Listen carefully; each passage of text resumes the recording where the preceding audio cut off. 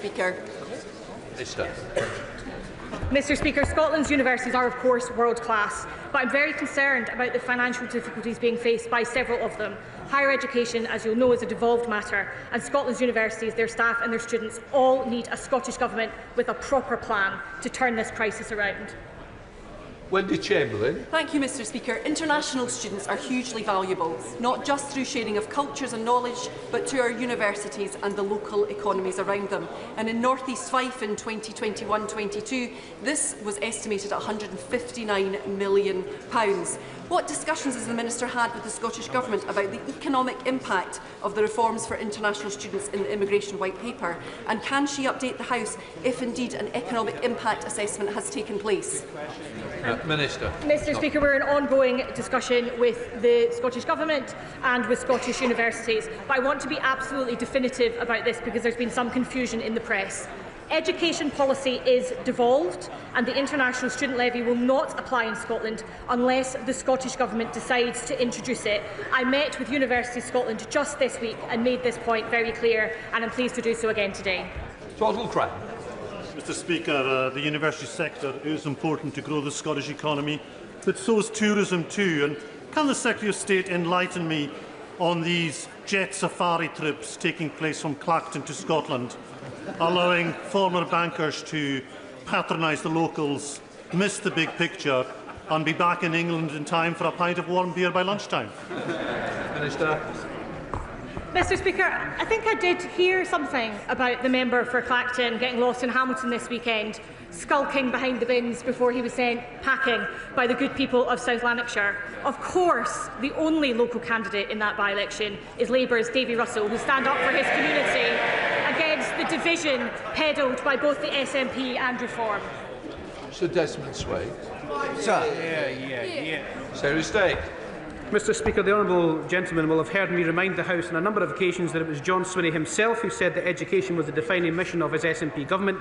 Yet earlier this year we got the news that standards of attainment in Scotland's schools are declining across the board, and shamefully outcomes for young working class kids are getting worse. The attainment gap is widening and the Scottish Government has failed a generation. They can't be allowed a third decade in power to continue that damage. Scotland's teachers, parents and pupils all deserve better standards in our schools.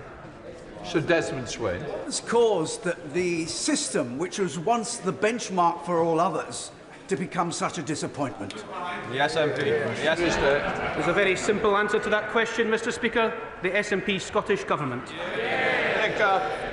Thank you, Mr Speaker. When my right honourable friend discussed with SNP ministers the huge employment opportunities created for young people in Scotland by this government through announcements made this week, will they impress upon them the urgent need they finally tackle the persistent and in some areas widening attainment gap for people from poorer backgrounds they presided over, not only in Fife but also in South Lanarkshire, where these concerns have often been raised by residents of Hamilton, Larkhall and Stonehouse? Secretary of State. Mr Speaker, I don't know if the House will know this, but last year 1,351 pupils left high school in Scotland without a single qualification to their name. 1 in 6 Scots are not in education, employment or training, and that is the legacy of the SNP Scottish Government. And what have they done about jobs and growth? They're against the defence industry, they're against the trade deals with the EU, India and the US, they're against young Scots in Scotland. Easton. Question number 6, Mr Speaker. Minister. Mr Speaker, our recent trade deals with the United States, India and the EU will improve access to vital markets for businesses in both Scotland and Northern Ireland. These are deals with the most populous country in the world, the richest country in the world and our most important trading partner. I recognise the importance of economic cooperation between Northern Ireland and Scotland, and indeed earlier this week I met with my honourable friend, the member for South Antrim, and a local business to discuss exactly this. Susan. Mr Speaker, would the Minister consider setting up a meeting with the Secretary of State for Northern Ireland to consider creating a trade fair between Northern Ireland businesses and Scottish businesses? This would create networks, possibly create jobs, and would be great for the economy for both Northern Ireland and Scotland, and would certainly go down well with businesses in North Down, my constituency, and right across the UK. Mr Speaker, I'd be delighted to see more trade between Scotland and Northern Ireland, and will very happily meet with colleagues in the Northern Ireland office to explore that. Alan Gamble. Because Scotland and Northern Ireland set to benefit from this government's trio of trade deals. Does she agree with me it's astonishing the SNP stands with the Tories and Reform against an EU trade deal that's good for Scotland, and that after almost 20 years in government, the SNP have no plan for Scotland? 1 in 6 Scots on NHS waiting lists. Ayrshire ferries late and costing £1 billion. 1 in 6 Scots not in education, employment or training, and no plan for the defence of our union. Mr. Speaker, I agree with my honourable friend that it's absolutely astonishing that we see ranged on the benches opposite numerous people who have talked down the potential of Scotland's exporters, who said that there isn't any benefit to be had from these deals, from a Scottish business sector that is desperate to grow, desperate to export, and is delighted with these 3 trade deals that will make such a difference to them. Secretary of State Andrew Barr. Thank you very much, Mr. Speaker. For years, Scotland's roads have been underinvested in. The A9, A96, A77, A75, all in dire need of upgrading or dualling, all delayed or even cancelled by the SNP. So in the spirit of improving economic cooperation between the nations of the UK, specifically between Scotland and Northern Ireland, given the vital importance to individuals, businesses and hauliers of the A77 and A75, can I ask, is she seeking the consequent Barnett consequentials of this morning's announcement by the Chancellor to be ring-fenced, so the SNP must spend this money on improving roads in Scotland? Minister. Mr. Speaker, I'm delighted to confirm that we're in ongoing conversation with all relevant parties, but yes, we would like to see an increase in trade and the transport infrastructure that supports it. Lawrence Sullivan. 7, please, Mr. Speaker. With permission, Mr. Speaker, I will answer questions 7 and 9 together. Mr. Speaker, as a former publican, I know these are hard times for businesses on the high street. We're investing £200 million in our plans for neighbourhoods in Scotland, with £20 million worth of funding for towns including Irvine, Greenock, Kilmarnock, Coatbridge, Clydebank, Elgin, Dumfries, Arbroath, Peterhead and Kirkwall. Of course, it would help if the Scottish Government extended business rates relief to retail and leisure businesses, as is the case south of the border. Many businesses in Scotland are asking where that money went. Dr. Lawrence. The Secretary of State agree with me that it was astonishing that the SNP voted against the £8 million to regenerate Hamilton Town Centre. And that only Labour's Davy Russell will stand up for local people, jobs and services. Mr. Speaker, I've bought glasses to see if I can find an ounce of credibility in the SNP's candidate in Hamilton for voting against that £8 million. The SNP candidate is a councillor from Cambuslang who stood for election twice in Rutherglen, sought selection in Shettleston and then voted against £8 million for the Hamilton Town Centre before seeking selection there. If Scotland were to elect councillors with a single transferable vote, she appears to be the SNP's single transferable candidate. Becky Gatt. Speaker, proud industrial heritage, a strong community spirit and an overwhelming feeling of being let down and underinvested in by the previous Conservative government is something which unites towns in my constituency with those across Scotland, including those in Hamilton, Larkhall and Stonehouse. In Wales, Labour's Transforming Towns programme has invested in Holywell in my constituency. Will the Secretary of State join me? Will the Secretary of State join me in asking and calling on the SNP to U-turn and to finally back Labour's plans to invest in Hamilton Town Centre? Mr. Speaker, what a wonderful representative the Honourable Lady is to her constituency, and I couldn't agree with her more. The SNP candidate is yet to explain to voters in Hamilton, Larkhall and Stonehouse why she voted against the much-needed £8 million investment in Hamilton Town Centre. I hope she will explain before tomorrow's vote. If she doesn't, everyone should back Labour's Davy Russell. Stephen Flynn. I'll tell you what's bad for town centres, and that is job losses. On the watch of this government, Robert Gordon's University have been forced to publish a report which outlines that there could be 400 job losses in the North Sea every 2 weeks. That is a Grangemouth type shutdown every 2 weeks. How many jobs have to be lost in my constituency for his government to act? Mr. Speaker, the leader of the SNP in this House voted against the setting up of GB Energy in his own constituency that are creating jobs in Scotland. He's against the EU trade deal. He's against the US trade deal. He's against the India trade deal. He is bad for jobs and they should go. Towns and villages across North East Scotland, such as Aberdeen, Inverurie, Kintore, Ellen in my constituency, they are all going to need regeneration in the future if his government keeps decimating the oil and gas sector. The best thing he can do that his government can do for the North East of Scotland is to allow new licences and cut their increase to the EPL. Will he commit to doing this? Otherwise, more and more money will need to be put into North East Scotland to regenerate our towns in the future. Mr. Speaker, it's this government that's putting money into Scottish towns to regenerate them. And as we keep saying from this dispatch box on a number of occasions, the oil and gas will be with us for decades to come, but the industry itself is making the transition. We have to make sure that transition happens, and it happens for the benefit of workers in the North East of Scotland and all over Scotland. But it's a transition, Mr. Speaker, that I'm not even sure the Honourable Lady or the party opposite actually now back. Annalise Midgley. Question number 8, please, Mr. Speaker. Secretary of State. Mr. Speaker, following the spring statement, it was confirmed that the block grant for Scotland this year was a record £50 billion. No thanks to the SNP and Reform, Mr. Speaker, who both voted against this massive funding boost for Scotland and who scrapped the Barnett formula that it delivered it. Despite that record funding, the SNP still have no plan to get waiting lists down, with 1 in 6 Scots still stuck on NHS waiting lists and educational attainment gap growing by the day.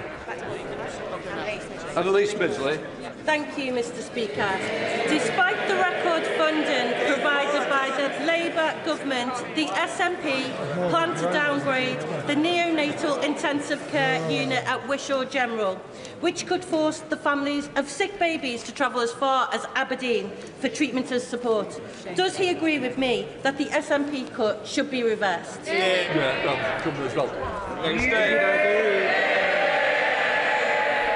Mr. Speaker, as the father of an 18-week-old daughter, I'm absolutely horrified by these proposals, and I know it will be causing anxiety for families across Lanarkshire. That's why it's so disappointing to see the SNP candidate in the Hamilton by-election back these plans to downgrade the Wishaw neonatal unit. The way to send a message to the SNP that this is unacceptable is to vote for Davy Russell tomorrow in the Hamilton, Larkhall and Stonehouse by-election. David Smith. Mr. Speaker. Minister. Mr. Speaker, the Chancellor's autumn budget delivered the biggest settlement in the history of devolution for the Scottish Government, £50 billion. I want to see that cash reach the frontline services, which have suffered years of cuts under the SNP. And that record settlement is only possible because of the Barnett formula, something opposed not only by the Scottish Nationalists, but also the member for Clacton, whose reform circus was sent packing from Hamilton this week. David Smith. Mr. Speaker, the largest ever devolution settlement of £50 billion is great news for Scotland and its local authorities. But under the SNP, there are 840,000 cases on NHS waiting lists. This affects people in my constituency in North Northumberland, many of whom use cross-border healthcare and dental services. So, does the Minister agree with me that the SNP needs to sort itself out and start delivering change to the NHS as Labour is in England?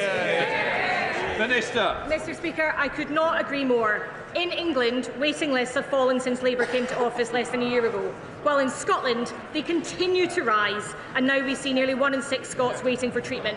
John Swinney has, in total desperation, announced this SNP government's 5th recovery NHS plan in less than 4 years. But the reality is patients, staff and we all know Scotland desperately needs a new direction. Before we start Prime Minister's questions, I'd like to welcome in the gallery the Speaker of Bahrain and his delegation. A big welcome to you. We now come to Prime Minister's questions. Clive Efford. Number 1, Mr. Speaker. Prime Minister. Thank you, Mr. Speaker. Today we're investing £15.6 billion in transport infrastructure of the North and of the Midlands.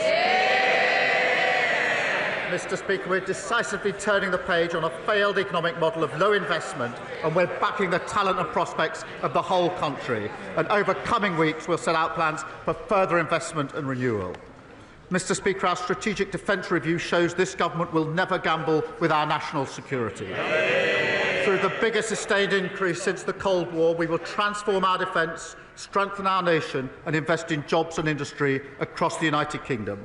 Mr. Speaker, this morning I had meetings with ministerial colleagues and others.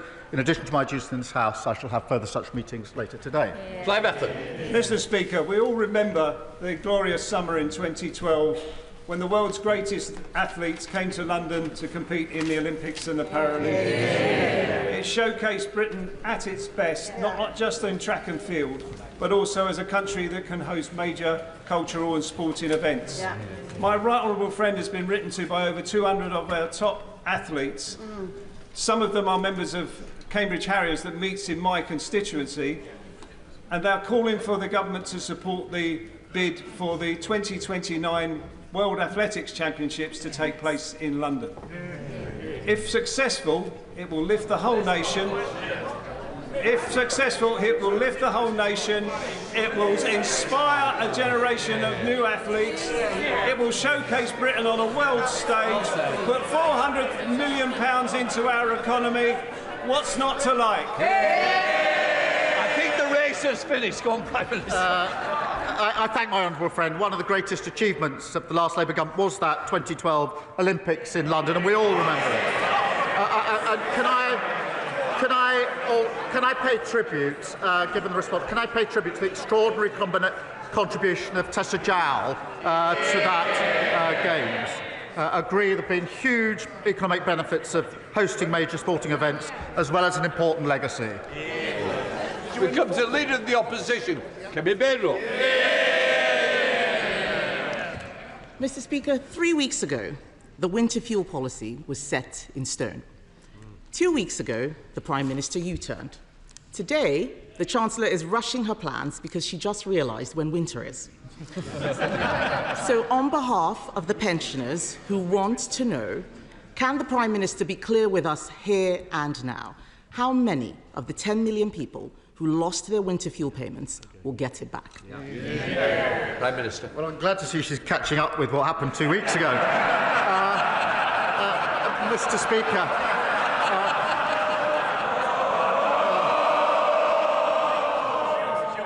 Mr. Speaker, at the budget, we took the right decision to stabilise the economy because of the £22 billion black hole that lay left. And the signs, we took the right decisions. The growth figures are up, the interest rates have been cut, and we got 3 trade deals. So we will look again, as I said 2 weeks ago, at the eligibility for winter fuel, and of course we'll set out how we pay for it. But because we've stabilised the economy, Mr. Speaker, we on this side are committed to the triple lock, and that increased pensions by over £400 this April. On their side, they say the triple lock is unsustainable, and I think her position is she wants to means test it. Mr. Speaker, the Prime Minister clearly has selective amnesia. I asked him 3 questions about the winter fuel payments 2 weeks ago, and he was floundering. The fact is, he hasn't answered the question I asked him. He hasn't answered the question I asked him. He can't tell us who will get the payments. All we see is U-turn after U-turn. His head must be spinning. Will he apologise now for taking the payments away in the first place, including to his own backbenchers? And can he tell us how he's going to pay for this? Well, Mr. Speaker, we took the right decisions at the budget because we needed to stabilise the economy. She needs to apologise for the fact that they left the economy in a terrible state. We had a mini-budget which blew up the economy, and we were left with a £22 billion black hole. When she gets up, perhaps she should apologise for that. Mr. Speaker, the OBR has said there was no such black hole. He's just given away £30 billion for the Chagos Island. That's his black hole.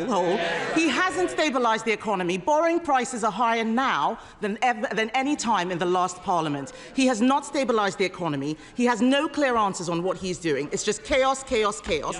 He keeps making announcements with no detail. So let's move to another area of confusion. Can we get a simple answer?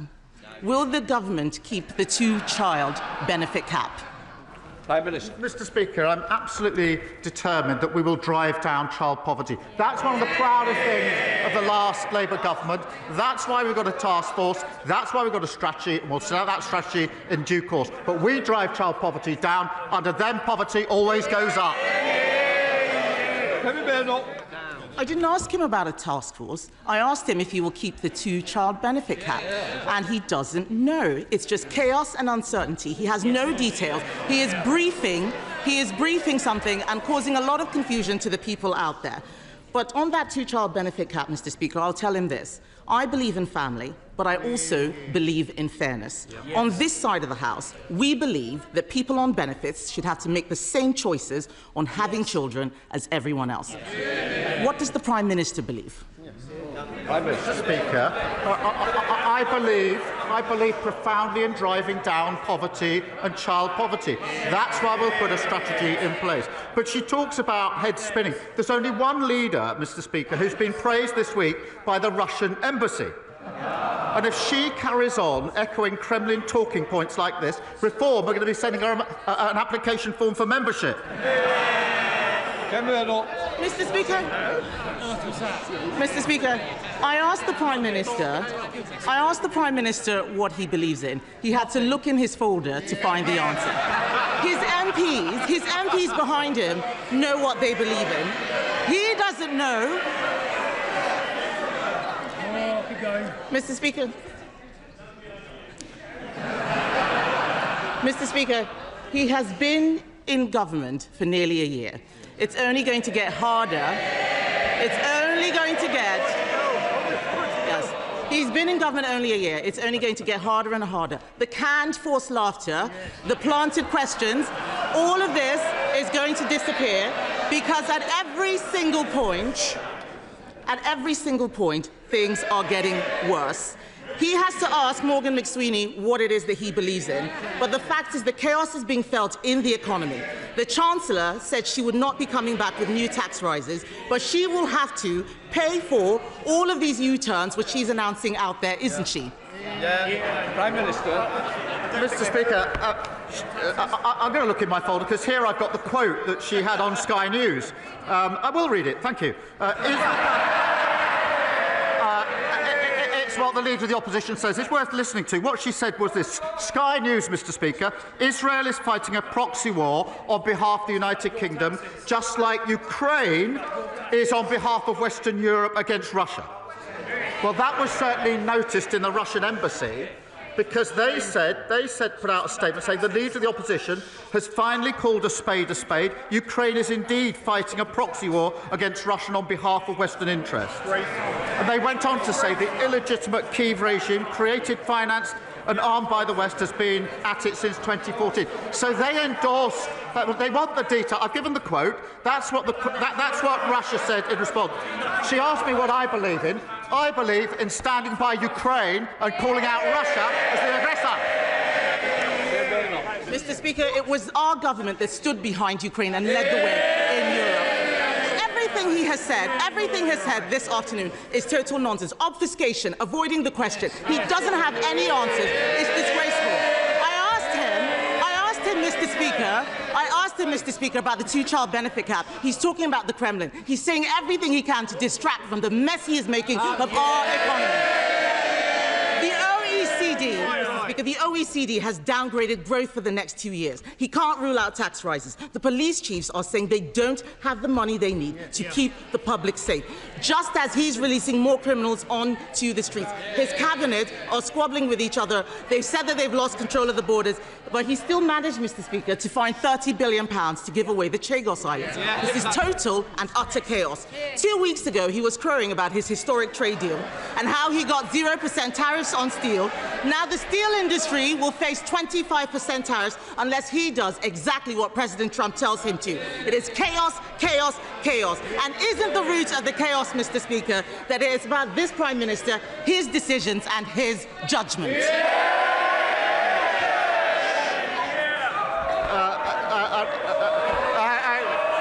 The only advice, Mr. Speaker,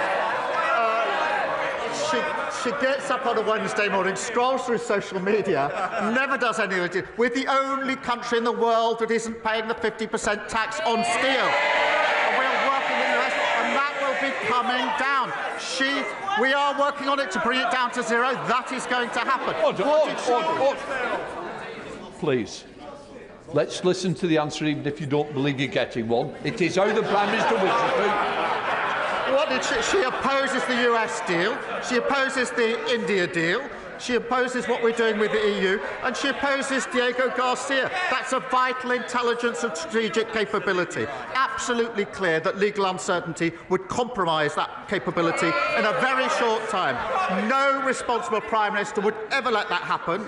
We have secured the long-term basis for the base. That has been welcomed by Mr. Speaker, welcomed by the US, NATO, Australia, New Zealand.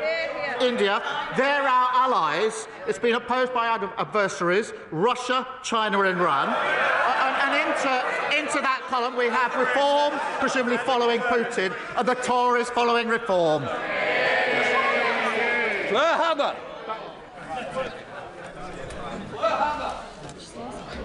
Anyone who saw the 6-year-old girl fleeing the flaming shelter where her family were killed by an Israeli airstrike will carry those horrific images with them forever. These are very dark days, and Gaza is a stain on the soul of humanity, and it is a further shame that there is more moral clarity coming from Ms. Rachel on YouTube than there is from many world leaders who are complicit in silence. The Prime Minister said this week that Britain must be ready for war, and I ask, after tens of thousands of deaths, after a generation of Gazans stunted by hunger and trauma, when will it be ready for peace? When will it help to stop this genocide? When will it hold the Israeli government to account? And when will it recognise the State of Palestine? Well, Mr. Speaker, I'm grateful to her for raising this, and she's absolutely right to describe this as dark days. And Israel's recent action is appalling and, in my view, counterproductive and intolerable. And we have strongly opposed the expansion of military operations and settler violence and the blocking of humanitarian aid.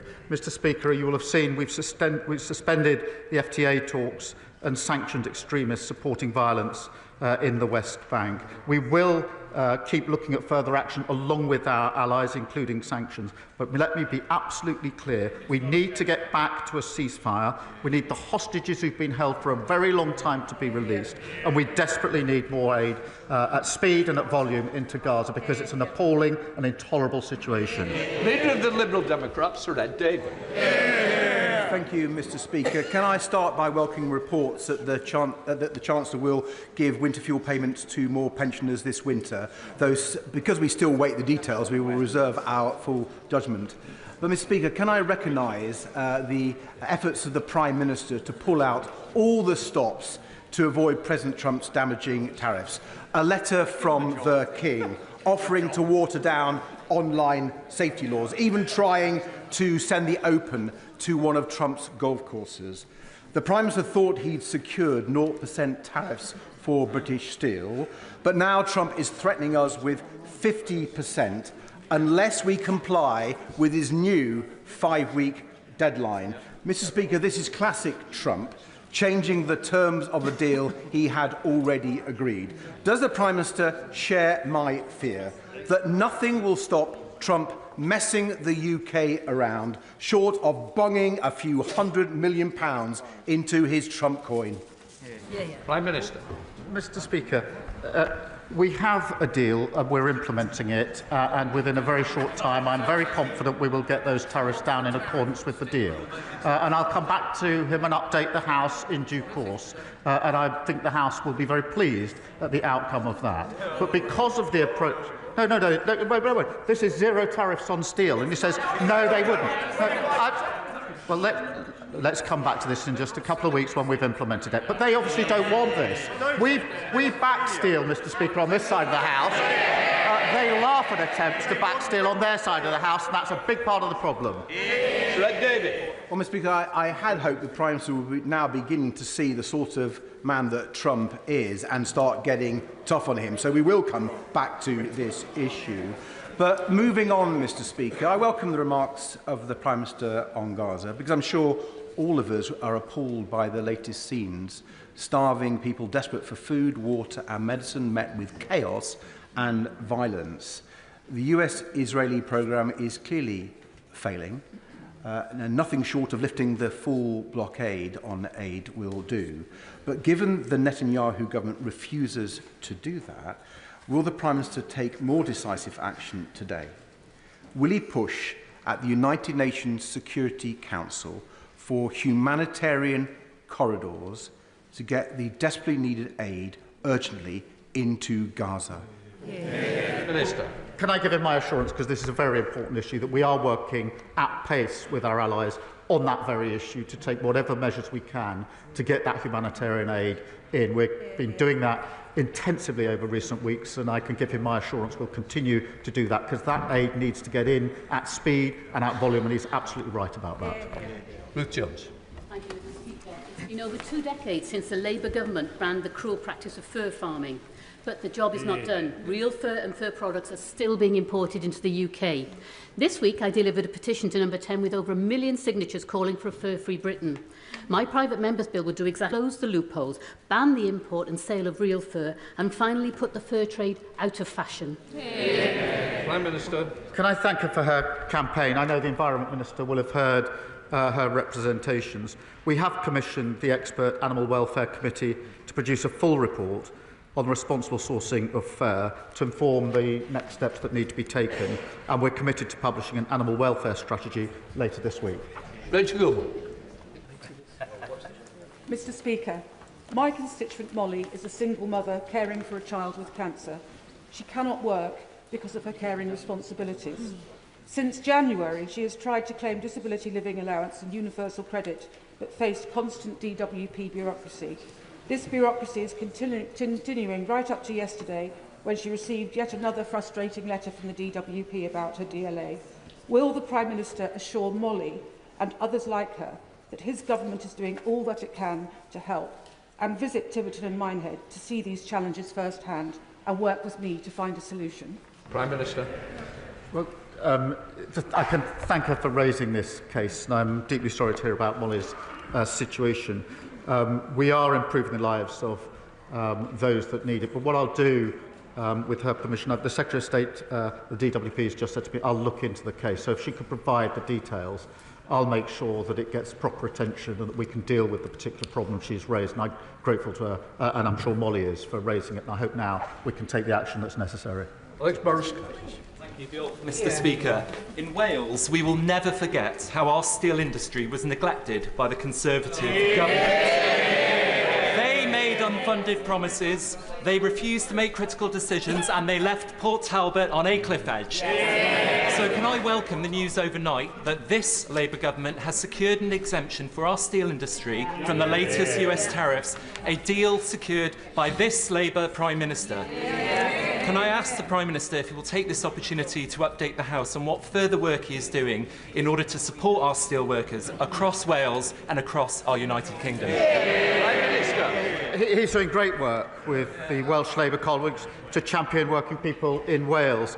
Mr. Speaker, the United Kingdom is the only country in the world which won't be subject to the additional tariffs announced today, the only country in the world, and we are working with the US at this moment to swiftly implement the agreement that we've reached, which will see the 25% tariffs removed. We want that, they don't want that, and that's crucial. That is crucial for British jobs. We fought tooth and nail for our steel industry, saving jobs at British Steel and improving the deal at Port Talbot, and we'll continue to do so. Brendan O'Hara. Thank you, Mr. Speaker. The Prime Minister has repeatedly told this House that it is not for him or his government to determine what is and what is not a genocide. But that position is no longer tenable, because at the High Court recently, the Prime Minister instructed his lawyers to argue that in Gaza, and I quote, no genocide has occurred or is occurring. So the truth is, his government has made a determination. The question is, does he have the courage of his convictions, and will he repeat from that dispatch box what he told his lawyers to argue in the High Court, that he believes that no genocide has occurred or is occurring in Gaza? Prime Minister. Mr. Speaker, I've said that we are strongly opposed and appalled by Israel's recent actions. We've been absolutely clear in condemning them and calling them out, whether that's the expansion of military operations, settler violence, or the dreadful blocking of aid. It's completely unacceptable. We must see a ceasefire, hostages must be released, and there must be aid into Gaza. But he talks about peace and security, Mr. Speaker. Compare their party, as I understand it, at this moment of global instability, as we go into a new era. What do they want to do? They want to get rid of the nuclear deterrent, the single most important capability that we have to keep the UK safe, harming the industry and harming the country. Thank you very much, Mr. Speaker. Carnegie UK was established by Dunfermline-born philanthropist Andrew Carnegie, and they found that people under 49 are twice as likely to have been negatively impacted by the rising cost of living compared to those over 65s. Mr Speaker, it's vital we increase opportunities for younger people and help put more money in their pocket. But sadly this week we saw the Scottish Government seek to close off an opportunity for young people by refusing to support new skills investment from Rolls-Royce, while the college sector in Scotland also warns of a funding crisis. Can I ask the Prime Minister what more he is doing to make sure young people in Scotland get the opportunities they deserve despite a failing and stagnant SNP Scottish Government? Well, I thank him for raising this. At a time of global conflict, it is staggering that the SNP policy is to block an £11 million investment for a new national welding centre on the Clyde. To block it.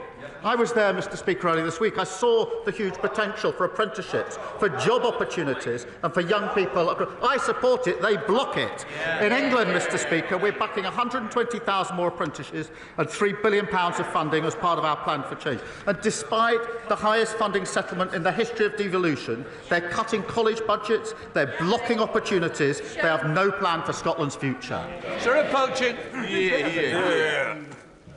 Given the Prime Minister's desire to strengthen strategic alignment with our European neighbours, will he, in the interests of public safety, follow the lead of France, Denmark, Belgium and others and ban the burqa? Prime Minister.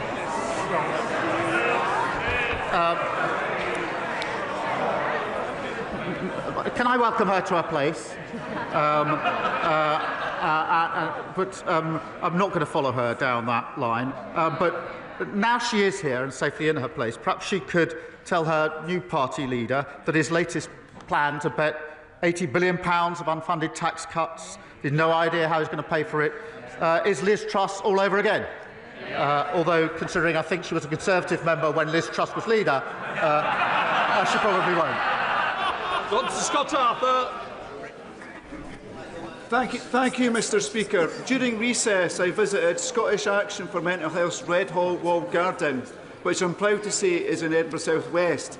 It has operated for decades as a therapeutic horticultural centre supporting adults with mental health problems. Like similar community mental health services across Scotland, it is now under threat. It faces potential closure due to chronic underfunding of IGBs by the SNP government.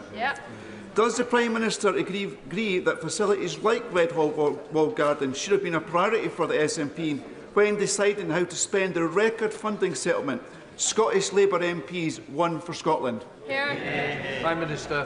What my honourable friend describes is how health services in Scotland are utterly broken under the SNP.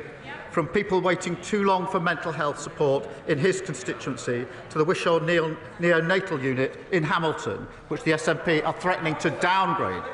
In 2021, the SNP said they recruit 1,000 more community mental health workers. They utterly failed to do so. If the SNP had a plan to fix Scotland's NHS, they'd have done it by now. Scotland needs a change of direction. Thank you, Mr Speaker. Sir John Cunliffe's interim report published yesterday laid out the fundamental changes that are needed for our water sector. This is felt no more acutely than in my constituency of Chichester. We have a harbour that's in an unfavourable declining condition and sewage is blighting our tourism industry. But with water bills from Southern Water rising by 47% for my constituents, can the Prime Minister tell them when they can expect to see the real change that this government promised and our waterways cleaned up for good? Well, can I share her anger and frustration at the broken water system that we inherited, with frankly appalling sewage, higher bills and executives paying themselves huge bonuses. And the era of being rewarded for failure is over. We've launched a record 81 criminal investigations into law-breaking water companies in England, introduced the Water Act with prison sentences for polluting bosses and banning unfair bonuses, and will respond to the Independent Water Commission in full following the publication of the final report. David Taylor. Thank you, Mr Speaker. The proposed Hemel Health Campus, a partnership between the NHS and the Council, presents a perfect opportunity to deliver on Labour's commitment to neighbourhood-based care, bringing services closer to where people live, in facilities designed around their needs. It can also help to regenerate our town centre. Does the Prime Minister agree with me that it is essential that all stakeholders involved in the project are as ambitious as possible and work to deliver a community hospital that builds on the services currently available and reflects the evolving needs of our town? Prime Minister. Well, can I pay tribute to how he's bringing people together to deliver better care in the community that meets the needs of his constituents. The proposals for the health campus will be open to public consultation. I'd urge the whole community to input into that to ensure the strongest investment case is put forward. I'm pleased that waiting lists in his local trust have fallen by a fifth since March 24 because of the investment that we've put into the NHS, which of course was opposed by the parties opposite. Number put together. Thank you, Mr. Speaker.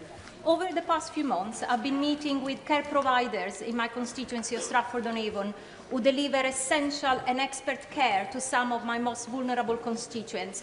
But like so many small businesses, they are under huge financial pressures, and the hike in national insurance is yet another burden many can't afford. I welcome the government party U-turn on winter fuel payment cuts following pressure from these Liberal Democrat benches.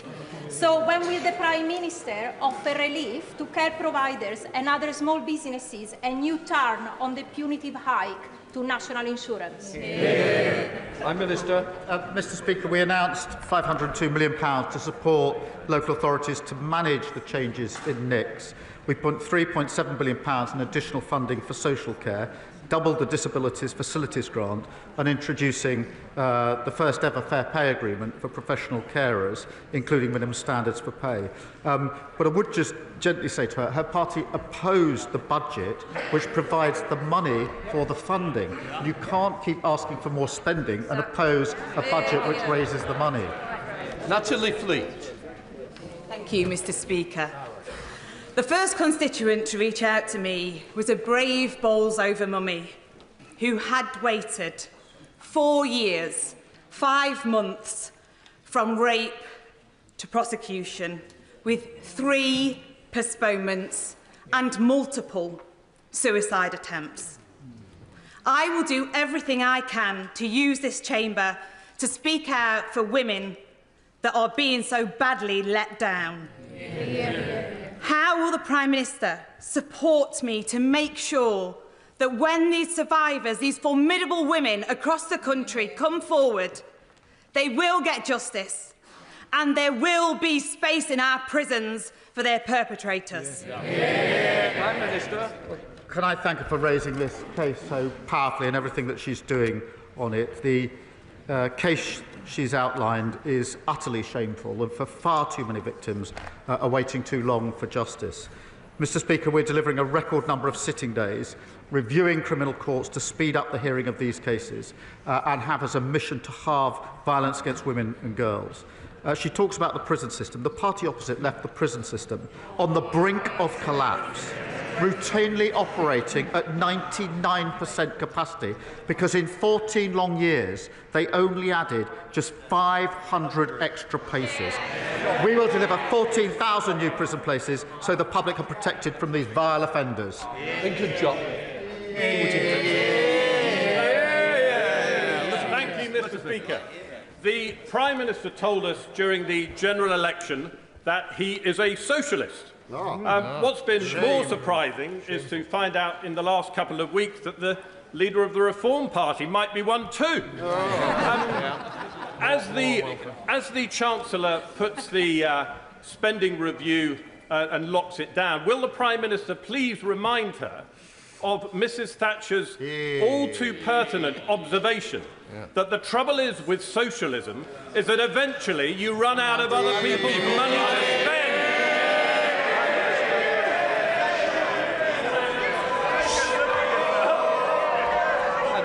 Was it Kwasi Kwarteng that he replaced? And now he stands there to give lectures on economic prudence. You couldn't script it. But, Mr. Speaker, the difference between the Labour government and the parties opposite in Reform is we believe in properly costing our plans. They've got £80 billion worth of unfunded commitments. Liz Truss 2.0. Chris Webb. Thank you, Mr Speaker. Blackpool's own boxing champion Brian Rose uses his gym to tackle knife crime, antisocial behaviour and give young people a safe space, demonstrating the significant impact of amateur gyms. Thousands of these amateur gyms up and down the country operate on a shoestring and can't afford to keep the lights on, reliant on brilliant charities like Maverick All-Stars, Empire's Fighting Chance and Matchroom in the Community. Would the Prime Minister join me in thanking these charities, praising the volunteers in these gyms, and will he throw a haymaker behind these gyms, giving them the knockout support they need to continue their vital work? Well, can I thank him? He's a great champion for how amateur boxing gyms can transform both physical and mental health and confidence in young people. And the time, I have to say, given by selfless volunteers is inspiring, and we should thank them for it. England Boxing are investing £9 million in the sport, and GB Boxing will also receive more than £12 million during the next Olympic Games cycle. And I know my honourable friend will be looking forward to Liverpool hosting the inaugural World Boxing Championship, I think in September. Thank you, Mr Speaker. Since July, health services in my constituency have got worse. The Chase Hospital may close, in Borden the promised health hub has not arrived, and in Hazelmere this week we've learnt that inpatient wards are being closed because of a lack of GP cover. The Prime Minister promised hundreds of more GPs. Could he possibly send one or two of them to Farnham and Borden? Prime Minister. Mr Speaker, I remind myself they left the NHS on its knees. The last Labour government brought the waiting list down to record lows. They drove them up to record highs. The last Labour government had the highest possible confidence in the NHS. They dragged it down to the lowest ever levels. Because of the money that we're putting in, we've done 3 million extra appointments in the first year of a Labour government. That's the difference Labour makes in power. David Pinto. Mr Speaker, the Environment Agency predicts that 8 million homes, that's 1 in 4 in England, could be at risk of flooding by 2050. But despite this, the party opposite presided over